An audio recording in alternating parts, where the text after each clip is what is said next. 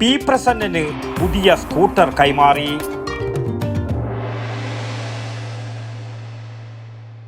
ആയുർവേദത്തിലൂടെ ജീവിതത്തിനേകാം ആരോഗ്യവും ഉന്മേഷവും. കേശവതീരം ആയുർവേദ ഹോസ്പിറ്റൽ, ഏഴിലോട്, കണ്ണൂർ. വെള്ളൂരിൽ സ്വതന്ത്ര സ്ഥാനാർത്ഥിയായി മത്സരിച്ച വി കുഞ്ഞികൃഷ്ണനെ അനുകൂലിച്ചതിന്റെ പേരിൽ ബൈക്ക് തീവെച്ചു നഷ്ടപ്പെട്ട പി പ്രസന്നന് വെള്ളൂരിലെ ജനകീയ കൂട്ടായ്മ നൽകിയ പുതിയ സ്കൂട്ടറിന്റെ താക്കോൽദാനം പയ്യന്നൂർ ഗാന്ധി പാർക്കിൽ നടന്നു.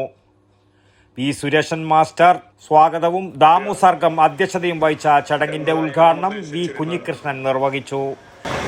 ഇതൊരു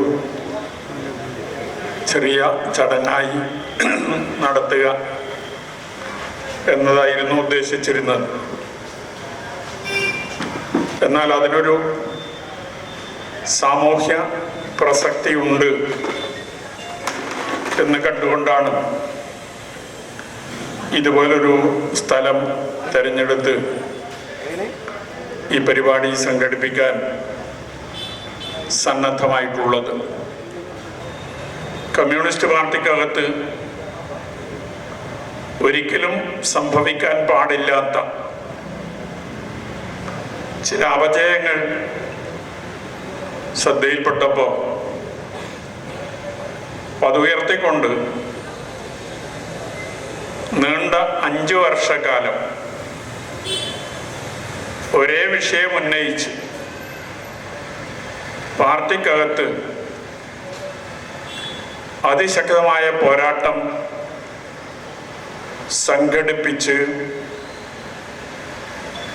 ആ പോരാട്ടം കൊണ്ട്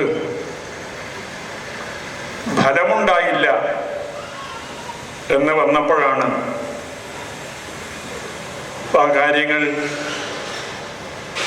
പൊതുജനങ്ങളുടെ മുമ്പിൽ തുറന്നു പറയാൻ നിർബന്ധിക്കപ്പെട്ടത്. അതിൻ്റെ കാര്യങ്ങളെല്ലാം നേരത്തെ വ്യക്തമാക്കിയിട്ടുള്ളതാണ്. നേതൃത്വത്തെ അണികൾ തിരുത്തണം എന്ന പേരിൽ ഒരു പുസ്തകം എഴുതി പ്രസിദ്ധീകരിക്കുകയും അതിൻ്റെ പ്രകാശനവുമായി ബന്ധപ്പെട്ടുകൊണ്ട് ഒരഭിമുഖം